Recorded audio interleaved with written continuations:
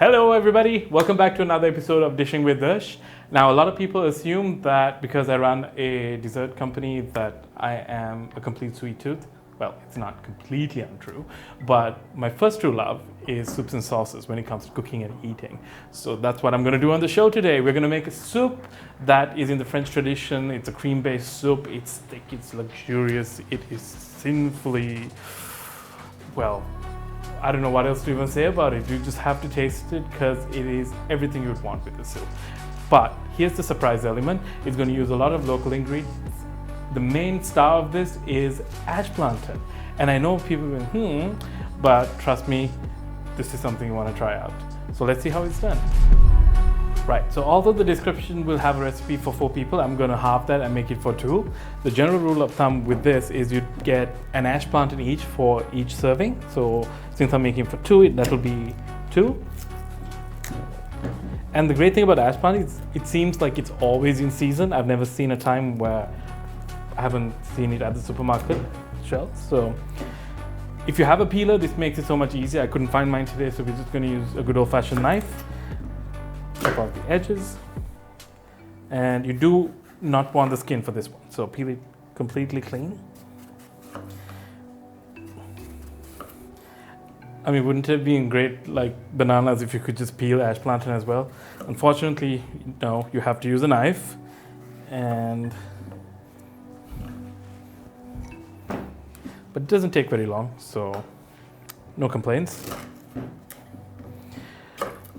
But the thing is, you can actually cook the skin, so there's no need to throw these out. If you chop it up and stir fry it with a good healthy dose of chili and garlic, this pairs up beautifully with rice, so nothing goes to waste, which is another reason I like this vegetable. Now, that's about it. As far as cleaning goes. We're going to cube these up.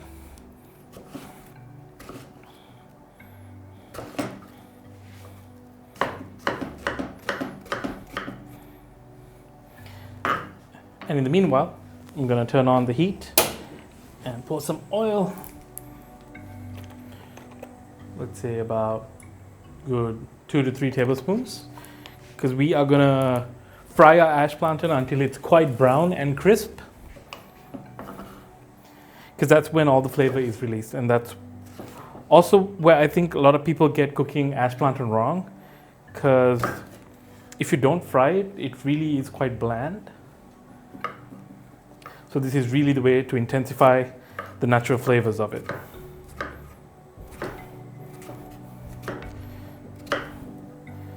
And straight away, you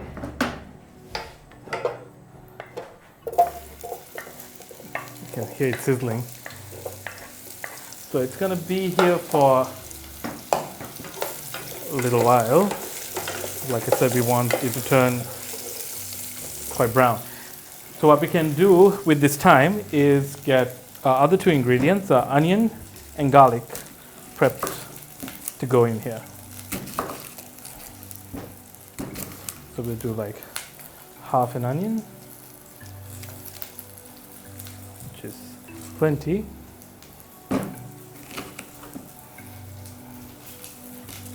And you can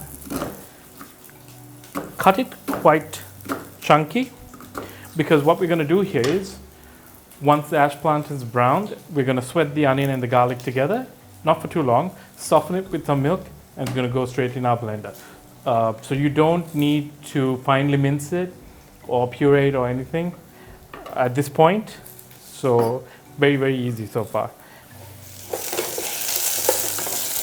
So you might want to turn down the heat if it's too high, because mine's starting to smoke.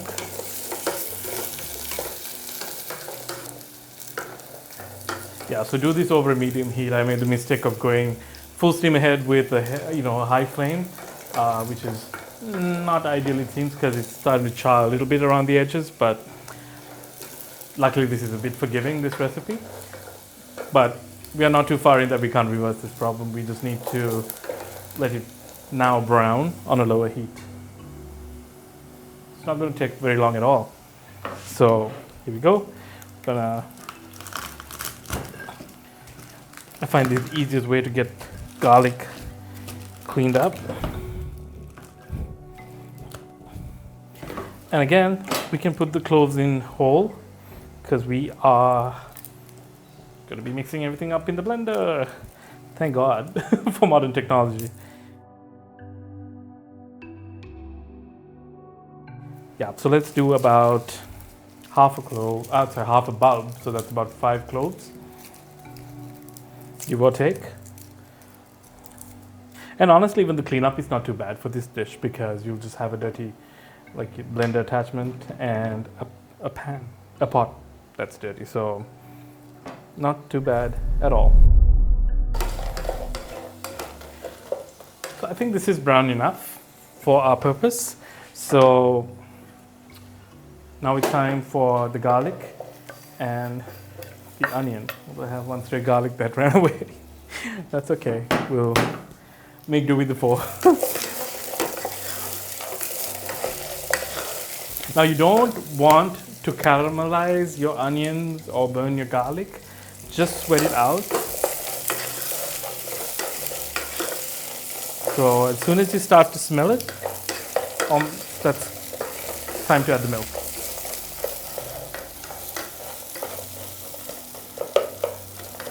Right.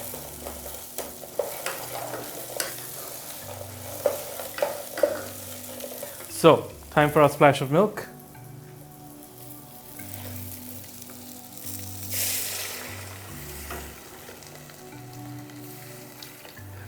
So I think a little more than a cup at this point. We're just going to let this simmer and all the flavors release. This might be a little too low. We're going to go up to a medium flame.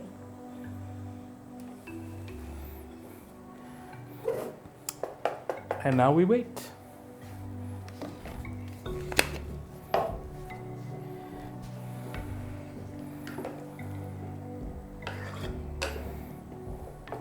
So the whole point of the milk is to make sure that all these pieces, the garlic, most of the ash plantain is soft enough to get blended up because you don't want to damage your blades in the blender. So this will take a good 3 to 5 minutes. And we just help it along its way, stirring it gently. Right, so this is looking ready to go in our blender. When you can kind of start mashing up the ash plantain with your spoon without too much resistance, that's your cue. So here we go. Turn off your stove, of course, at this point.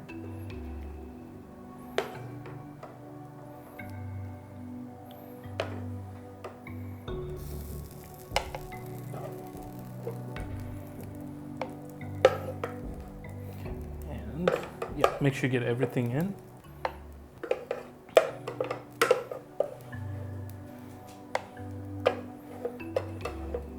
And if you're making a larger batch, you might have to do it in 2 goes, or if you have a larger blender jug, then you're sorted. We're going to give it a bit more milk to help it along.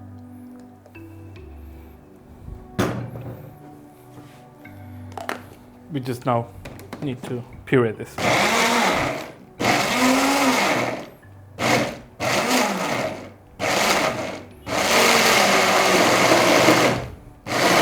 You want to get this quite smooth so you don't see any bits and pieces.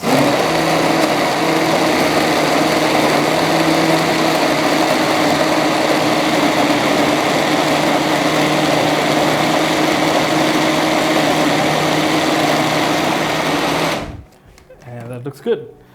And now you're going to be shocked at how thick this has become. Because after all, ash plantain is extremely starchy, and that's also why we haven't put any flour or thickening agents into this soup, because this just does the trick on its own. So here we go. Look at that. Look at that.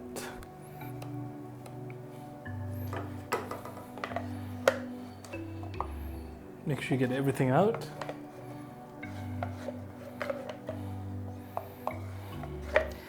And now we don't have much work from this point onwards. So chicken stock, vegetable stock if you're vegetarian, So 1 cube should do it for this one. We'll make sure it mixes in. Now the great thing is we have this, it almost looks like a roux of sorts. And we're going to add the milk and get until we get the thickness that we're looking for. Right. And since we're Sri Lankan, we're going to use obviously a little bit of chili powder in here. Because even in a cream soup, we need a bit of a kick. So not too much, just okay.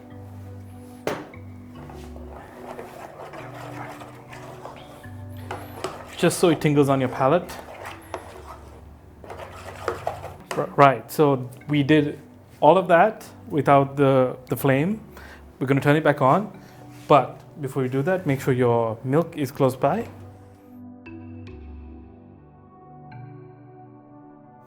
So I feel so French using these French jugs. I found these thanks to Medaya, and I'm so excited to use them because they look so cool. And given the history of these types of soups, I just felt compelled to pick these out. And a little bit at a time, we're going to add our milk.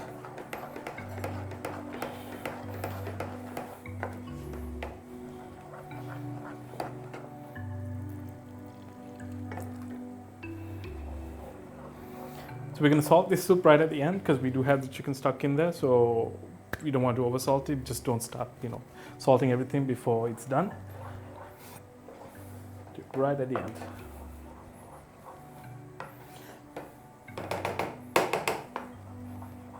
I like my cream soups really thick, almost chowderish, and for that reason, I'm not going to put too much liquid in here.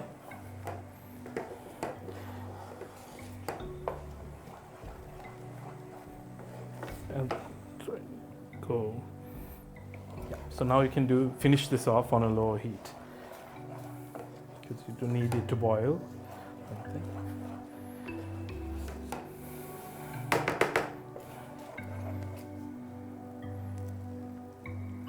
I mean, if you're lactose intolerant, this is not the soup for you. Probably kill you.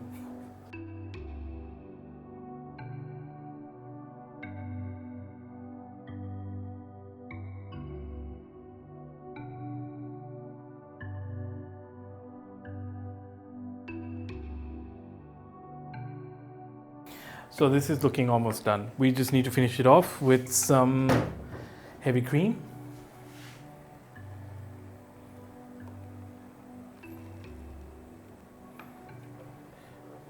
And of course, butter.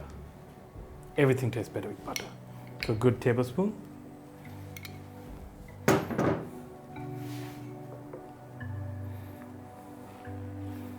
sure we can switch this off. And we're also going to put a little sprinkling of sugar.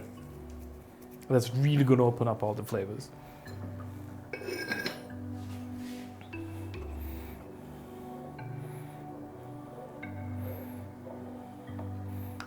All the butter to melt.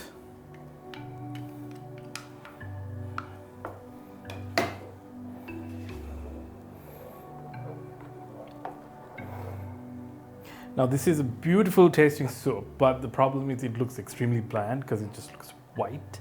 So when I'm serving it up, I really like to garnish it up just a little bit. So with some chopped parsley and of course croutons, not just for garnish, but that really adds another dimension to the soup. There's a little bits of crunch of the bread, but it's not just any old croutons. I like to make garlic croutons, and that's what we're going to do next to finish this off. So let's see how that's done. So, soup's done. Finishing touches, like I said, we are going to make some croutons. And this is some stale dinner rolls I had at home. So chop them up. If they're stale, all the better. And I think I have plenty, but I think one roll should be enough for 2 servings. We're going to cube them.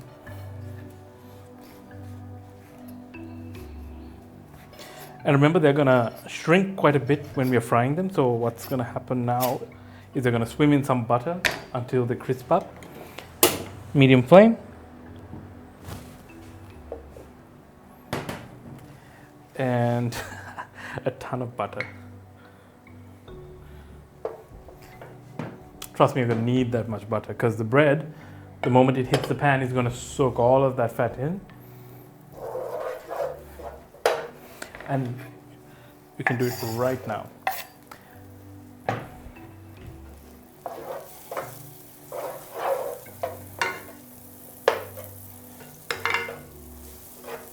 And like I said, these are not boring old croutons, these are garlic croutons.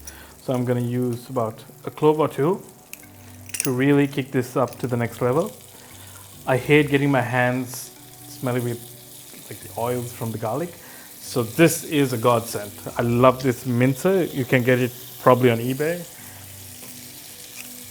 I don't know where you'd find it in Sri Lanka off the shelf though, but really worthwhile getting one of these. So there you go. And you're done with your garlic.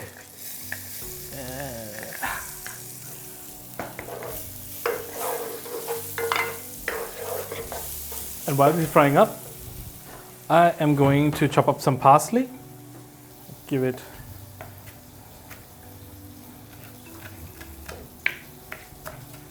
finely minced.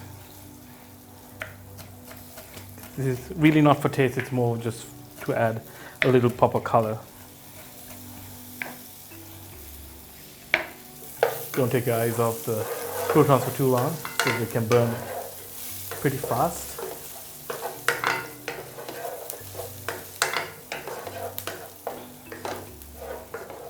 So one thing you can do is when you're tasting your soup, I added a chicken stock cube and it's plenty sodium for me. But if it's not salty enough, feel free to salt it to your palate. You can turn down your heat a little bit when it's getting close to getting done. Now the great thing about this, you can add the little bits of garlic into your soup as well to give it a little bit more pop.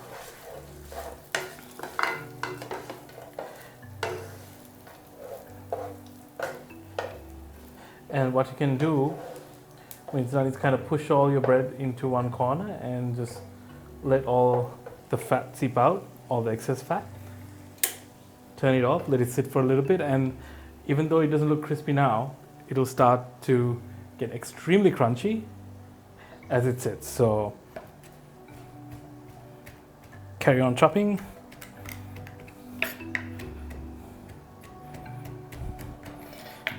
And that's about it.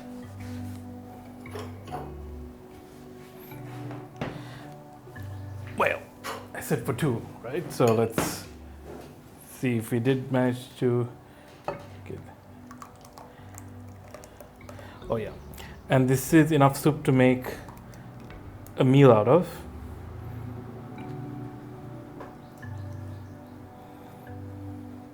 There we go. So we're almost done.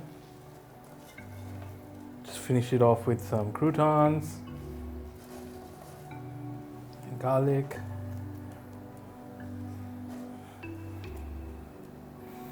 Parsley.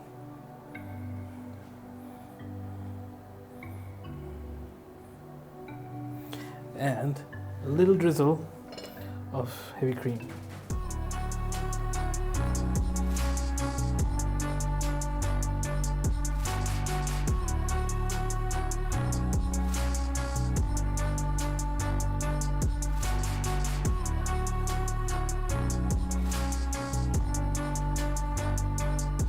Well, there's no point cooking stuff if you're not going to eat it, right?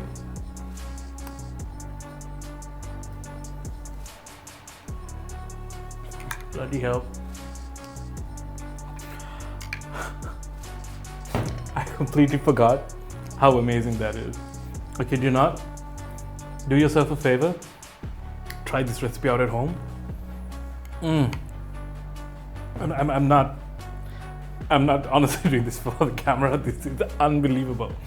So once you do try it, do leave a comment. Let me know what you think. Please subscribe, leave a like, and I will see you again next week with another amazing recipe. So I'll see you then.